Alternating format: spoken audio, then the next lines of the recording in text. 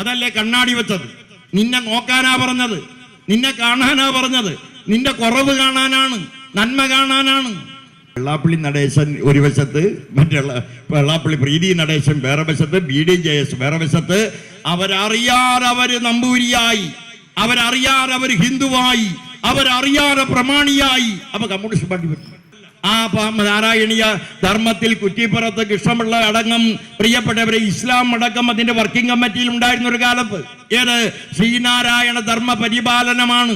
അത് ഏതെങ്കിലും ഒരു ജാതിയുടെ ഭാഗമല്ല. ഗുരുദേവന്റെ ആശ്രമത്തിന്റെ മുമ്പിലൂടെ എന്നും ആശ്രമത്തിൽ വരുന്ന ഒരാൾ വേഗതയിൽ പോയപ്പോ ഗുരുദേവൻ ചോദിച്ചു, എന്താ അത്ര വേഗത?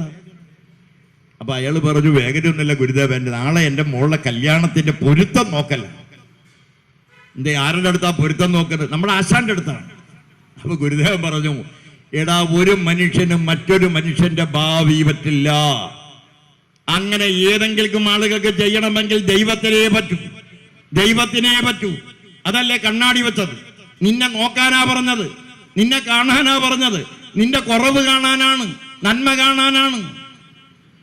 അല്ല, അതൊന്ന് ആരോട് പറഞ്ഞിട്ട്? വെള്ളാപ്പള്ളി നടേശൻ ഒരു വശത്ത്, മറ്റുള്ള വെള്ളാപ്പള്ളി പ്രീതി നടേശൻ വേറെ വശത്ത്, BDJS വേറെ വശത്ത്. അവരറിയാതെ അവര് നമ്പൂരിയായി, അവരറിയാതെ അവര് ഹിന്ദുവായി, അവരറിയാതെ പ്രമാണിയായി. അപ്പൊ കമ്മ്യൂണിസ്റ്റ് പാർട്ടി പറ്റും. മനസ്സിലായി? രാത്രികാലങ്ങളിൽ ശോഭാ സുരേന്ദ്രന്റെ സ്ക്വാഡ്, ഉച്ചനേരമാകുമ്പോൾ ഈ CPM-നും ഇടതുപക്ഷ മുന്നണിക്കും സ്ക്വാഡ്. എവിടെ? ആലപ്പുഴ.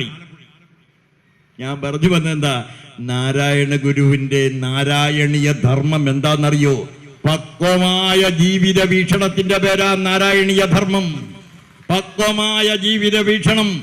അതൊരു പാർട്ടിയല്ല, മതമല്ല. ആ നാരായണീയ ധർമ്മത്തിൽ കുറ്റിപ്പുറത്ത് കൃഷ്ണപിള്ള അടക്കം പ്രിയപ്പെട്ടവരെ ഇസ്ലാം അടക്കം അതിന്റെ വർക്കിംഗ് കമ്മിറ്റിയിൽ ഉണ്ടായിരുന്ന ഒരു കാലത്ത് ഏത് ശ്രീനാരായണ ധർമ്മ പരിപാലനമാണ്. അത് ഏതെങ്കിലും ഒരു ജാതിയുടെ ഭാഗമല്ല.